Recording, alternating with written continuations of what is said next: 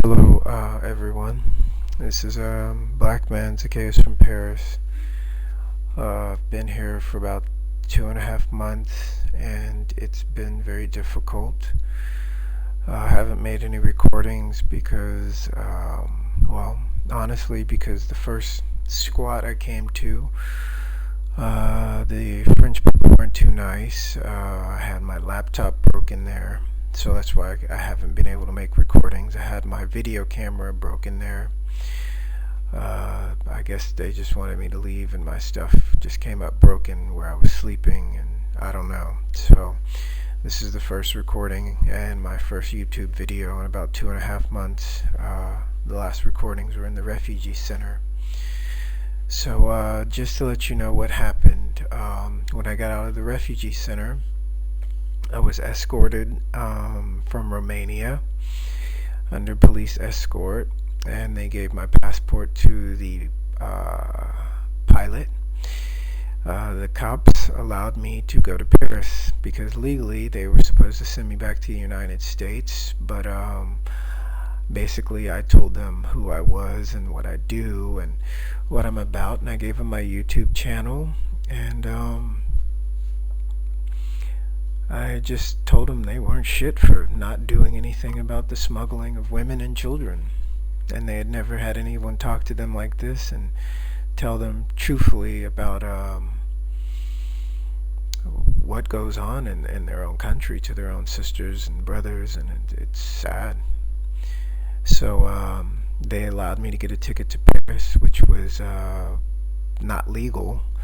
And they gave me no interdiction. They just said I have to leave the country in 24 hours, and they didn't fine me 600 euros. They waived that, and they let me purchase a ticket to Paris. So I've been here 2.5 months. The first thing I did when I got here was I looked into filing for diplomatic asylum. I got a caseworker, and I had to wait a month, but when I got to Paris, I didn't have any place to stay. The person that said I could stay with him, his roommate, said I couldn't stay with them, so I got off the plane and went to the customs office. They called the Romanian office people, whatever, and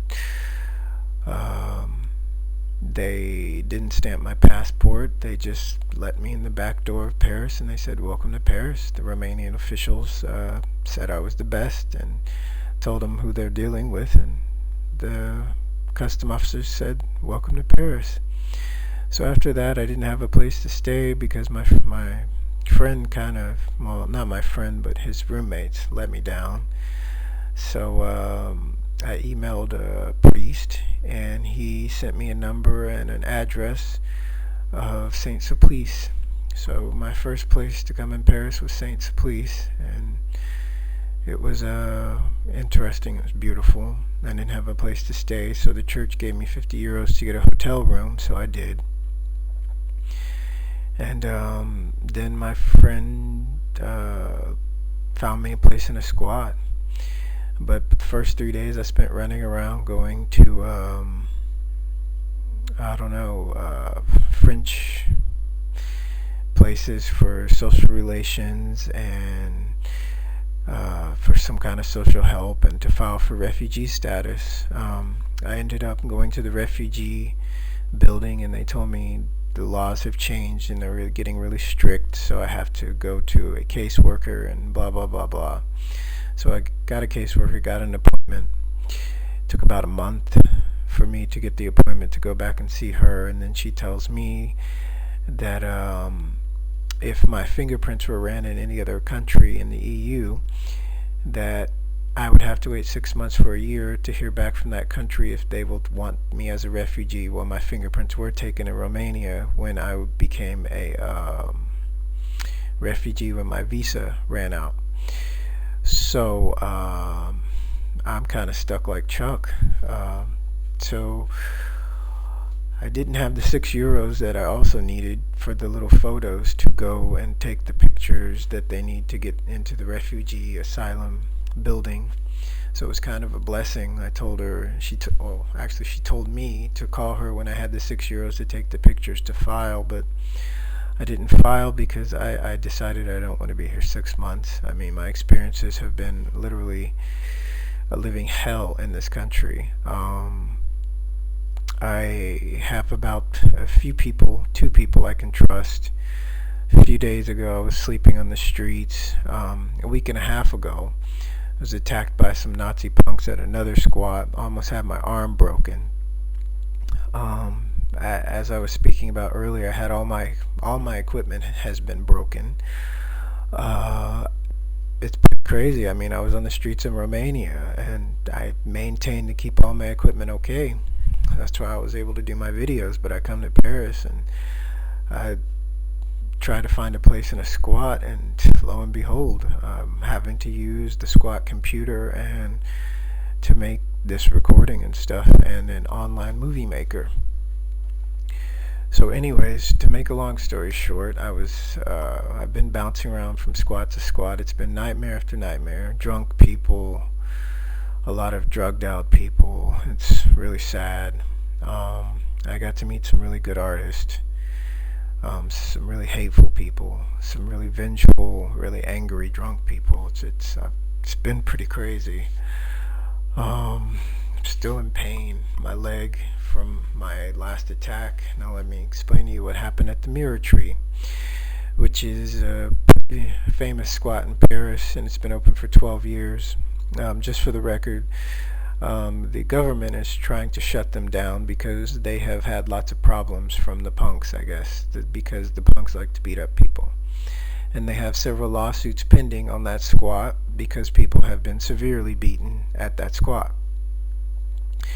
Now, I didn't have a place to stay, and a friend of mine told me I should go there, and knows one of the people that helped start the squat. And so I went there, and I talked to this great girl named Sonia, and we agreed that I would put my art. Yeah, I'm an artist. You can see, probably looking at it right now. I could put my art in the gallery, because in order for them to stay open, they need to prove that they're artists. So there's a gallery in the front of the squat that's really never open. So I was supposed to run that. But lo and behold, I'm there for like 3 days, and I think it was the second or third day, some punk guy named Pat comes and screaming at me in French and starts telling me to leave while I'm working on one of my pieces to sell. And I just said, man, calm down. What's your problem? What's your name? I didn't even know his name at the time. And he just tells me to fuck off, and he just gets a chair and hits me with the chair. Just like that, and I blocked it with my arm. I mean, he went for my head. It's a really heavy chair, too. So then everyone came, and they were like, wow. And so another beating, I guess, so I could have pressed charges, but I didn't. So to make a long story short, the punks ended up losing their Saturday night, and it was given to the jazz guys that do Sundays. So I'm there for like 3 more days, and the punks have their week, and I think it was like a Thursday, last Thursday, or Thursday before last. I don't know. My head is so like mashed up right now. But anyway. A very famous, well-known graphic artist, graffiti artist, whatever, named Popeye, who's also a Nazi punk, comes over and just tells me to leave, and I say, man, what's the problem?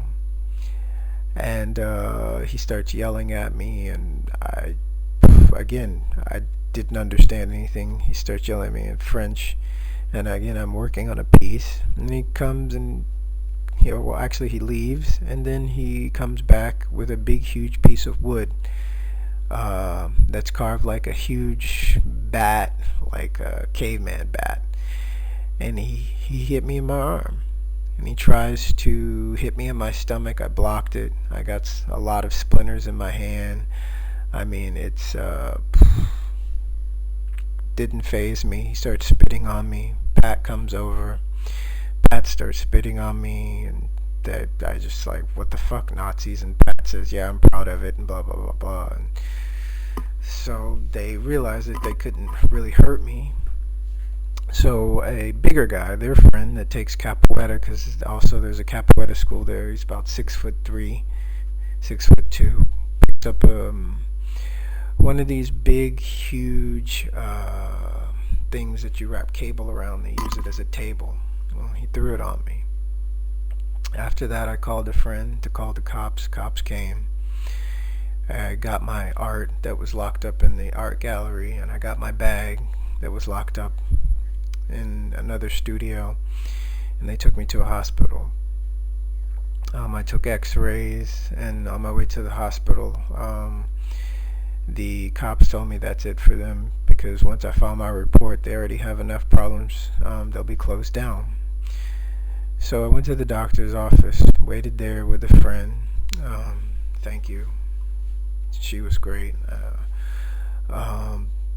And took x-rays, and he gave me some painkillers and gave me a thing to put up my arm, and I didn't press charges because, I mean, I don't know, in Paris there's a thing I'm noticing. They have no problem with putting people out in the streets.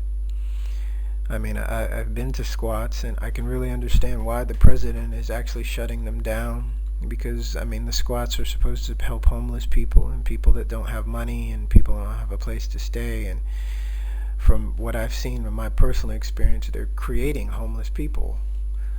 I mean, it's really, really sad to say, but I mean, the experiences that I've seen and that I've gone through in Paris these last 2 months, I really miss Romania. And sleeping out on the streets, you know, a few times, more than a few times in Paris. I never thought I would sleep in the streets of Paris, but lo and behold, I have. I'm sleeping in abandoned buildings in Paris, and I have. These experiences will never change. This is how it is. This is life.